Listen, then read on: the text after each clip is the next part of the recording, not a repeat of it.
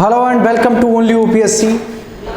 Geography की पिछली class में आपने पढ़ा था तापमान को प्रभावित करने वाले कारक के बारे में, जहां पर मैंने उसके कारक को मेंशन किया था और उसमें जो एक कारक था अक्षांश, उसको मैंने समझा दिया था।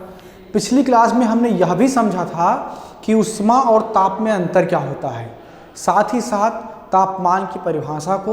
तो जो विद्यार्थी पिछला क्लास मिस किए हैं वो पहले जाकर के पिछला क्लास देख लें ताकि इस क्लास को समझ पाएँ, अन्यथा वो इस क्लास में कंफ्यूज रहेंगे। देखिए हमारी प्लेलिस्ट है, जैसे ही आप चैनल ओपन करते हैं तो आपको वीडियोज़ वाला दिखता है ना कॉलम, उसको आप क्लिक करते हैं तो आपको वीडियोज़ मिल जाता है। उसके बगल में प्लेलिस्ट होता है, उसको जब आप क्लिक करेंगे तो सबसे ऊपर आपको लिखा हुआ मिल जाएगा 2021 CSC। ठीक है, तो 2021 CSC का मतलब कि 2021 में जो सिविल सर्विस एग्जाम होगा उसकी तैयारी के लिए जो प्लेलिस्ट बना हुआ है उसमें लिखा हुआ है CSC 2021। ठीक है, और जियोग्राफी भी मेंशन है, तो वहाँ पर सारे वीडियोस पड़े हुए हैं सीरियल से। ठीक, तो उसको आप जरूर खोल लेंगे और इससे पहले वाला क्लास पढ़ लेंगे। ठीक, तो आइए जिन विद्यार्थियों ने पहले वाला क्लास पढ़ा है उनके लिए हम शुरू करते हैं। तो तापमान को जितने भी कारक प्रभावित करते हैं उनकी चर्चा हमने पिछले क्लास में शुरू कर ली थी, और जो पहला कारक है अक्षांश, उसकी चर्चा भी हमने कर ली थी। आज दूसरे कारक की चर्चा करेंगे जो है ऊंचाई। चलिए अब समझते हैं, एक एक करके हम सबको समझेंगे। साइड में मैंने लिख दिया है, तो अब ऊंचाई की बात करते हैं। ठीक है, ये आपका हेडिंग है ऊंचाई। तो अब समझना ये है कि ऊंचाई किस प्रकार टेम्परेचर को इफेक्ट कर सकती है। ठीक है, यानी कि हाइट टेम्परेचर को कैसे इफेक्ट कर सकता है। बहुत ही नॉर्मल सी बात है, आप सबने इस बात को महसूस किया होगा। और इस बात को सबसे ज़्यादा महसूस जानते कौन करता है? जो पहाड़ों पे रहता होगा, क्योंकि वो अपना कुछ ना कुछ सामान लेने कहाँ आते होंगे? धरातल पर, यानी कि ज़मीन पर नीचे आते होंगे। जैसे मान लीजिए कोई उत्तराखंड में रहता है, कोई हिमाचल में रहता है। हमारे बहुत सारे स्टूडेंट हैं जो उत्तराखंड और हिमाचल के हैं। ठीक है, तो उनका घर अगर पहाड़ों पर है तो कभी दिल्ली, बम्बई, लखनऊ भी आते होंगे, इलाहाबाद भी आते होंगे, या हिमाचल से भी बाहर आते होंगे तो नीचे धरातल पर आते होंगे, है कि नहीं? आते जरूर होंगे। तो वो महसूस करते होंगे कि जब वो धरातल पर होते हैं तो टेम्परेचर अपेक्षाकृत क्या होता है? ज़्यादा होता है, और जब वो पहाड़ों पर जाते हैं तो टेम्परेचर कम होता है। और आप अगर नहीं गए हैं तो जाइए, थोड़ा घूमिए, पढ़ाई कीजिए और साथ में थोड़ा घूमा कीजिए। जो राहुल सांकृत्यायन है, उन्होंने कहा कि घूमना बहुत ज़रूरी है, क्योंकि ये जीवन जो है, जो मनुष्य का जीवन है ना, ये सिर्फ इसलिए नहीं कि आप खाए सो गए और उसके बाद में कुछ लोग कहते हैं ना कि आराम की ज़िंदगी चाहिए। देखिए आराम की ज़िंदगी का कोई मतलब नहीं होता है। ये बहुत सारे लोग जो ऐसाम न विद्या न तपो न दानम न ज्ञानम न शीलम न गुणो न धर्मा ते मृत्युलोके भूभार भूता मनुष्य रूपेण मृगा चरंती वाले जो हैं, मैं उनकी बात नहीं कर रहा हूँ, उनसे कोई उम्मीद में नहीं करता। लेकिन जो अपने आप की अपनी भूमिका समझते हैं इस सोसाइटी में, वो थोड़ा बाहर भी निकले, चीज़ों को देखें, समझें। ठीक है, और यूपीएससी की तैयारी में क्या होता है कि जैसा कि मैंने पिछले वीडियोस में आपको बताया था, एक उदाहरण दिया था कि जिस तरीके से मच्छर कभी भी किसी भी तरफ से आपके ऊपर अटैक कर सकता है, उसी तरह यूपीएससी का सवाल कहीं से कभी भी कैसे भी अटैक कर सकता है। तो आपका यूपीएससी की तैयारी के दौरान आँख, कान, नाक, यानी कि जितनी ज्ञानेंद्रियाँ सब खुली होनी चाहिए, तभी आप उसको आसानी से क्रैक कर पाएंगे। ठीक है, तो ऊंचाई के साथ तापमान बढ़ता, ये आपको पता है। ठीक, और पिछली क्लास में हमने पढ़ाया भी था आपको कि जो क्षोभ मंडल है, वहाँ पर आपने देखा था कि जब 165 मीटर आप ऊपर जाते हैं, यानी कि क्षोभ मंडल में, जैसे ही क्षोभ मंडल क्या है? पृथ्वी से के तल से जैसे आप ऊपर जाते हैं, जो पहला मंडल है वो क्षोभ मंडल है, ट्रोपोस्फियर। तो ट्रोपोस्फियर में पर 165 मीटर पर क्या होता है? 1 डिग्री सेंटीग्रेड तापमान क्या होता है? घट जाता है। ठीक है, अब इसका रीजन क्या है ये भी मैंने आपको समझाया था। रीजन ये है कि चूंकि जो वायुमंडल है वो उष्मा का अच्छा अवशोषक नहीं है, यानी कि सूर्य का विकिरण आता है, पृथ्वी उसको अवशोषित करती है, उसके बाद में लघु तरंगदैर्घ्य के किरणों को दीर्घ में परिवर्तित करके पुनः नीचे से ऊपर की ओर क्या करती है? गर्म करती है। तो धरातल पहले ज़्यादा गर्म होगा, फिर उससे ऊपर, फिर उससे ऊपर, यानी कि ये प्रक्रिया नीचे से ऊपर की ओर होती है। यही रीजन है, दैट्स वाई कि पहाड़ों पर बर्फ जमे रहते हैं। तो उम्मीद है कि आप इसको समझ गए होंगे। चलिए अब बात करते हैं। देखो कुछ लोग तो इस बात से परेशान है कि नोट्सवा कैसे बनाएं। देखो नोट्सवा बनाने का तरीका ये है कि किताब और नोट्स में जो बेसिक अंतर है वो ये है कि किताब कई परीक्षाओं को ध्यान में रख के लिखा जाता है, उसमें एकेडमिक है और भी जो बहुत सारी परीक्षाएं उसको ध्यान में रख के जो है उसको बनाया जाता है। नोट्स क्या होता है, किसी पर्टिकुलर चीज़ की तैयारी के लिए होता है। अगर आप IAS की तैयारी कर रहे हैं तो आप अपनी परीक्षा के अनुसार नोट्स बनाएंगे, कोई SSC वाला अपने परीक्षा के अनुसार नोट्स बनाएगा। तो आपका जो रिक्वायरमेंट है वो तय होता है आपके सिलेबस से, जिसकी चर्चा मैंने कर दी। क्वेश्चन कैसे आते हैं वो आपको बता दिया। अब नोट्स बनाने की जिम्मेदारी तो आप ही की है ना। बाकी अगर ज़रूरत महसूस हुआ कि आपको नोट्स देना चाहिए तो उसको भी हम प्रोवाइड करवाएंगे। बाकी जब आप समझ लें चीज़ों को, बिल्कुल समझ लें, अपनी भाषा में लिखिए, क्योंकि केवल प्री एग्जाम को क्वालिफाई कर लेने से आपके नाम के आगे IAS नहीं लिखा जाएगा। आपको मेंस लिखना होगा, जहाँ पर आपको 9 पेपर लिखने होंगे। तो वो पेपर लिखने के लिए भाषा पर आपकी पकड़ बहुत ज़रूरी है। और सिर्फ भाषा नहीं, क्रिएटिविटी होनी चाहिए अपने भाव को लिखने का। तो कैसे आएगा, जब उसका प्रैक्टिस होगा तभी आएगा ना। तो आप चीज़ों को समझें, फिर उसको अपना भाषा दें, अपना भाव दें, तभी आप मेंस में आंसर राइटिंग कर पाएंगे। ठीक है, तो नोट्स अपने भाषा में आप खुद लिखिए।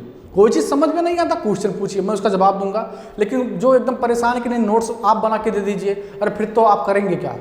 मतलब वीडियो फॉर्मेट में आपको क्लास मिल गया, देख लिए, उसके बाद में आराम कर रहे हैं, अरे ऐसे नहीं होगा। जब तक आपके अंदर वो एकदम प्रोसेस नहीं होगा ना, जितना भी तथ्य है, काम नहीं बन पाएगा।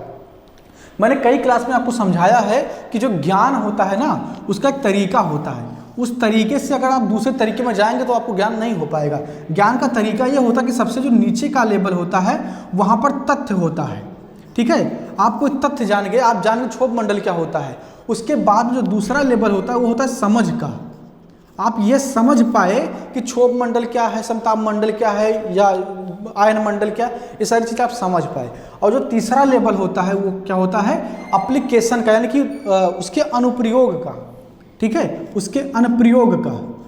तो ये जो 3 लेवल है, यहाँ पर जब आप इस टापू पर पहुँचते हैं ना, तो आपको उस विषय का ज्ञान हो जाता है।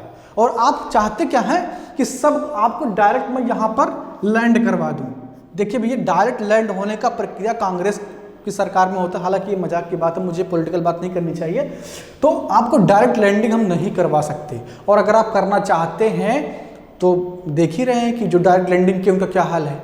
डायरेक्ट लैंडिंग से काम नहीं बनेगा। ठीक है, तो इसलिए यहाँ से धरातल से चलिए और अपना स्थान ऊंचाई पर पक्का कीजिए, कोई आपको नहीं हिला पाएगा। और अगर आप डायरेक्ट लैंडिंग करेंगे तो आप एग्जाम्पल नरेंद्र मोदी और राहुल गांधी में से ले सकते हैं। ठीक है, कि क्या स्थिति है। बाकी उनका पॉलिटिकल बैंडेटा क्या, उससे कोई मतलब नहीं है। लेकिन जो आदमी जमीन से मेहनत करके जाएगा ना आसमान की तरफ, वो आसमान पे राज करेगा। और जो आसमान में हवाई जहाज से जाएगा ना, वो कितना देर रहेगा, 1 घंटे 2 घंटे 10 घंटे 20 घंटे, यानी कि जब तक वायुयान उड़ेगा। लेकिन जो अपने दम पर आधार को मजबूत करके खड़ा होगा ना, वो ज़्यादा समय तक रुकेगा। तो इसीलिए जो ज्ञान होता है ना, अगर इस लेवल में होता है तो ज़्यादा काम का होता है, ज़्यादा इफेक्टिव होता है। ठीक है, तो इस बात का बिल्कुल जो है, इस बात के लिए आप बिल्कुल परेशान मत रहिए कि सब कुछ आपको ऐसे ही एकदम परोस दिया जाए, आपको PDF दे दिया जाए, उसका प्रिंट निकाल के आप आराम से सोएं, ऐसे तैयारी नहीं होगा। ठीक, तो नोट्स का जो है आप खुद उसको लिखेंगे। चलिए, ये तो हो गया ऊंचाई। आपने समझ लिया कि किस प्रकार ऊंचाई तापमान को प्रभावित करता है। लिखते रहिए इसको। जो दूसरा हमारा है, तीसरा है, पहला और दूसरा हमने कंप्लीट कर लिया। तीसरा है समुद्र एवं स्थल की दूरी। चलिए इसको समझते हैं। समुद्र एवं स्थल की दूरी।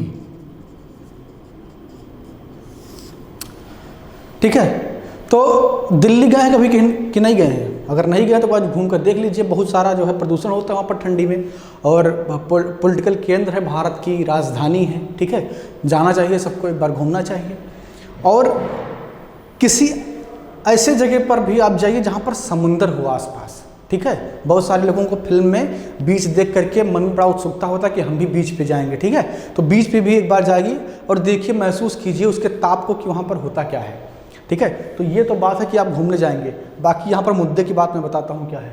समुद्र एवं स्थल की दूरी किस प्रकार ताप को प्रभावित करती है, ये आपको समझना है। तो देखिए, ऐसा है कि जो स्थल है आपका, वो जल्दी गर्म होता है और जल्दी ठंडा हो जाता है। ठीक है, यानी कि गर्म भी जल्दी होता है और ठंडा भी जल्दी हो जाता है। लेकिन जो जल है वो गर्म भी देर से होता है और ठंडा भी देर में होता है। तो अब इसका कंक्लूजन क्या निकला? इसका कंक्लूजन ये निकला कि जहां पर धीरे धीरे गर्माहट होगी और धीरे धीरे जो है वो उसका टेम्परेचर कम होगा, वहां पर तापांतर क्या होगा? कम होगा, यानी कि ताप बहुत जल्दी बैरी नहीं करेगा। लेकिन जहां पर एकाएक गर्म होगा और एकाएक ठंडा होगा, वहां पर तापमान क्या होगा? बहुत ज़्यादा तापांतर होगा। तो जो जगह है समुंदर से ज़्यादा दूरी पर होते हैं या जिनके आसपास समंदर नहीं होते हैं, या समंदर ना कहें, सिंपली कह लें कि जहां पर विशाल जल राशि नहीं होती है, वहां पर तापमान बहुत ज़्यादा बदलता है। ठीक है, तो दिल्ली है या दिल्ली के जैसे ऐसे तमाम शहर जिनके किनारे समंदर नहीं है। ठीक है, अब दो उदाहरण लेते हैं, एक दिल्ली का, एक चेन्नई का। तो चेन्नई के किनारे क्या है? समंदर है। या मुंबई का उदाहरण आप ले लीजिए। ठीक है, तो मुंबई के किनारे भी समंदर है। तो जिस स्थल के आसपास समुद्र होंगे वहां का तापांतर कम होगा, क्योंकि जल की वजह से टेम्परेचर मेंटेन रहता है। और जहां पर जल नहीं ज़्यादा होगा वहां पर तापांतर का क्या होगा कि तापांतर ज़्यादा वेरी करेगा, यानी कि तापांतर ज़्यादा होगा उसका। ठीक, तो ये है स्थल एवं दूरी की वजह से ताप का घटना और बढ़ना। तो आप समझ गए हम पढ़ क्या रहे हैं? तापमान को प्रभावित करने वाले कारक पढ़ रहे हैं। ठीक है, तो स्थल एवं समुद्र की दूरी भी तापमान को प्रभावित करती है। बहुत ही इजी है, इसमें कोई ऐसी बात नहीं कि आप समझ ना पाए। चलिए अगला टॉपिक देखते हैं क्या है? पवन, विंड। ठीक है,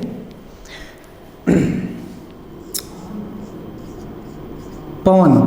तब पवन क्या है? अरे ये पवन किसी के नाम वाला नहीं है, ये पवन है हवा वाला, जिसको यूपी बिहार में बयार बोलते हैं। ठीक है, तो ये पवन किस प्रकार किसी जगह के टेम्परेचर को बढ़ा सकता है या घटा सकता है। ठीक है, अब यहाँ पर लिखा हुआ है कि तापमान को प्रभावित करने वाले कारक, तो इसका मतलब कि पवन भी प्रभावित करता होगा। बिल्कुल करता होगा, आप महसूस करते होंगे इस चीज़ को। जैसे मान लीजिए कि आप एकदम गर्मी में एकदम झुलसे हुए बैठे हैं और धीरे से जो है पेड़ का पत्ती डोला और आपके शरीर से हवा लगा तो आप अच्छा महसूस होता है। ठीक है, होता कि नहीं होता है? और वही जब आप जून के महीने में सड़क पे निकलते हैं और लू चलती है, तब क्या होता है? मन करता है ये बंद हो जाए, क्योंकि वो हवा गर्म होती है, आपके नाक और मुंह को जलाती है वो। तो वो कैसी है? वो गर्म पवन है।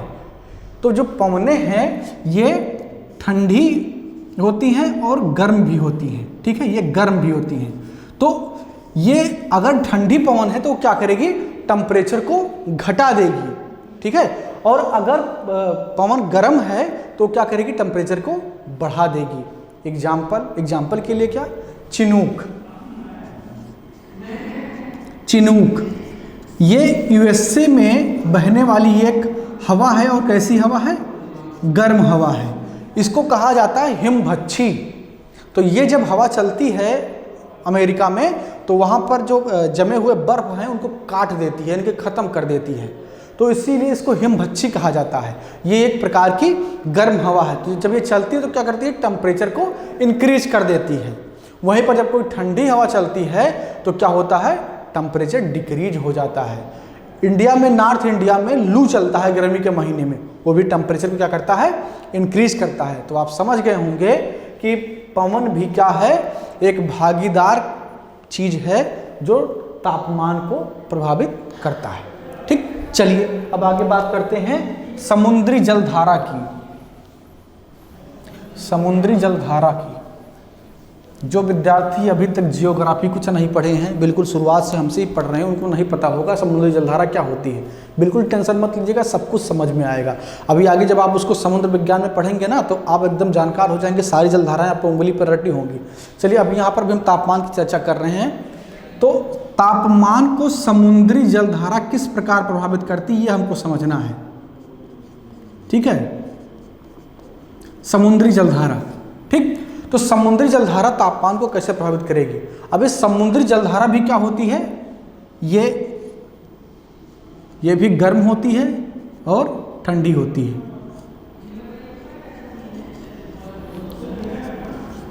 ये भी गर्म और ठंडी दोनों प्रकार की होती है। तो पहली बात तो समुद्री जलधारा क्या है इसको थोड़ा सा समझ लेती है ना, नहीं तो बात समझ में आपको नहीं आएगी। देखिए आप कभी मैप देखे होंगे ना, तो आपको महासागर दिखेंगे, प्रशांत महासागर, हिंद महासागर, ये सब आपको, अटलांटिक महासागर, ये सब आपको दिखा होगा। इन बड़े बड़े महासागरों में क्या होता है कि विशाल जल राशियाँ किसी विशेष दिशा में गति करती हैं, ठीक है, एक जो है किसी एक दिशा में घूमती हैं और वो आगे बढ़ती रहती हैं, ठीक। तो वो जल राशियाँ जो निम्न अक्षांश से उच्च अक्षांश की ओर चलती हैं वो गर्म जलधारा होती हैं। कैसे? जैसे ये है आपका पृथ्वी, और ये पृथ्वी का है क्या, विषुवत रेखा या भूमध्य रेखा, और ये है